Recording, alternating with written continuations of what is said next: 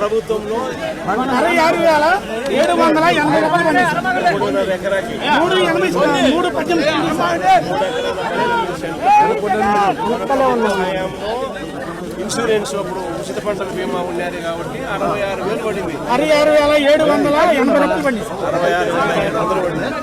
ఈ రోజు కనీసం పట్టించుకునేవాళ్ళు ఈ రోజు కనీసం వాళ్ళకి వచ్చి ఎన్యూమరేషన్ చేసే కార్యక్రమం కూడా జరగడం. సంకు పోయింది. ఈ సంకు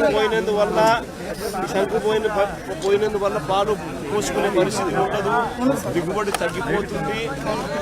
అది కూడా అది మనం చెప్పినా కూడా సంకు పోయిందా లేదా అని కూడా చూసే పరిస్థితి చూడడానికి కూడా రావడం లేదు. ఎన్యూమరేషన్ అనేది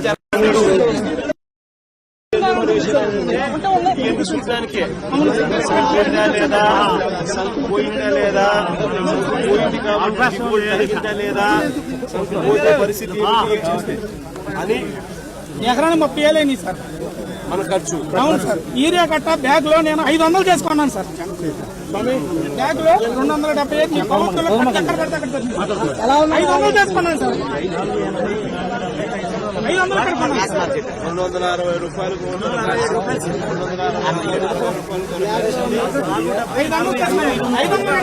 500 రూపాయలు పెట్టి కొనుక్కున్నాం.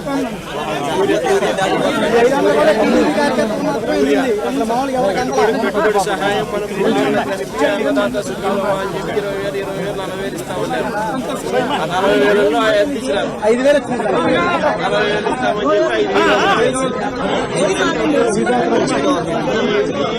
ఇస్తామని కాలంలో మనకి ఏమన్నా ఇన్పుట్ సబ్సిడీ ఒక్కసారన్నా ఏమన్నా వచ్చిందే? ఒక్కసారి కూడా రాలేదు. ఈ క్రాప్ చేయడమే లేదు సార్. ఈ క్రాప్ చేయడం లేదు. వాలంటీర్ వ్యవస్థ ద్వారా మీరు చేసిన పని నెంబర్ 1 సార్. వాళ్ళు ఉండమంటే అప్పుడు అంత డబ్బులు పండి మునిగిపోయింది సార్. నిరుడు మునిగిపోతే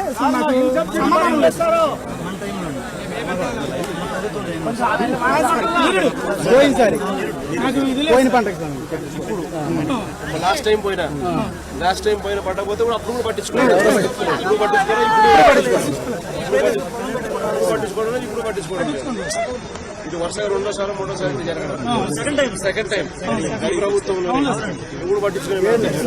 అప్పుడు మన టైంలో ఉచిత ఇన్సూరెన్స్ వల్ల 66,780 రూపాయలు పండింది సార్. 66,700 రూపాయలు ఇన్సూరెన్స్ వచ్చింది ఉచిత పంటల బీమా. మళ్ళీ 13,000 కూడా పండింది సార్. 13,000 పండి రైతు భరోసా డబ్బులు ఇన్సూరెన్స్ డబ్బులు వచ్చినాయి సార్. పంట ఏదైనా జరిగిపోతే ఇన్పుట్ సబ్సిడీ సమయానికి వచ్చింది. ఇన్పుట్ సబ్సిడీ డబ్బులు సమయానికి వచ్చినాయి. యూరియా కూడా ఇబ్బంది లేకపోకుండా మనం 260 రూపాయలకి తక్కువ రేటుకే, ఆ రోజు ఇంకా తక్కువ రేటు ఆర్వీకే ద్వారా తక్కువ రేటుకే మనకి ఇచ్చే కార్యక్రమాలు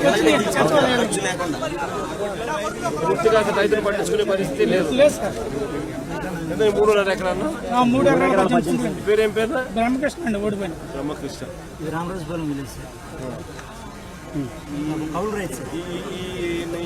మీ ప్రభుత్వంలోనే నాకు కౌలు కట్టించింది సార్. ఈ ప్రభుత్వం కౌలు కార్డు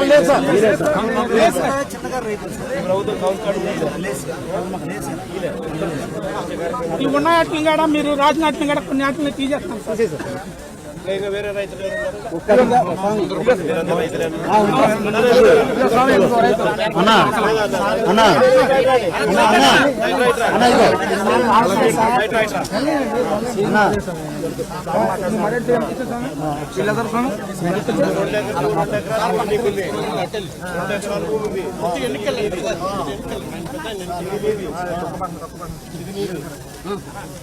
రెండు ఎకరాల భూమి ఉంది.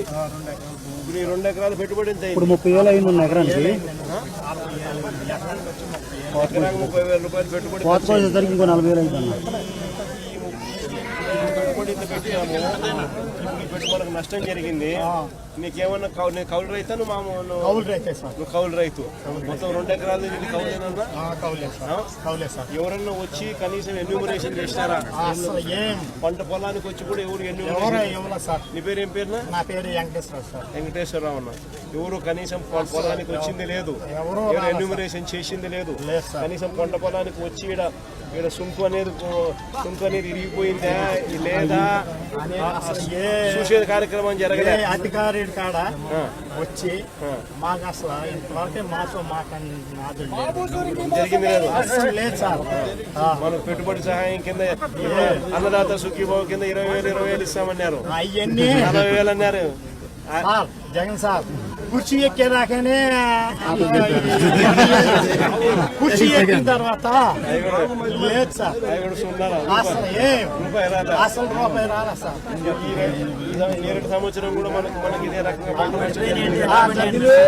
అప్పుడైనా కనీసం మనకు ఇన్పుట్ సబ్సిడీ అప్పుడన్నా వచ్చిందా? అసలు ఏం మాట్లాడేది లేదు. ఇన్పుట్ సబ్సిడీ లేదు, ఇన్సూరెన్స్ లేదు, రైతు పెట్టుబడి సహాయం లేదు, ఎరువుల ధరలు ఎరువులు దొరకలేదన్న, యూరియా దొరకలేదన్న. బ్లాక్ లో మీ ప్రభుత్వంలో మీ నాన్నగారి అయ్యంలో ఏ రైతు కాడా చల్లగా ఉండాలంటే జగన్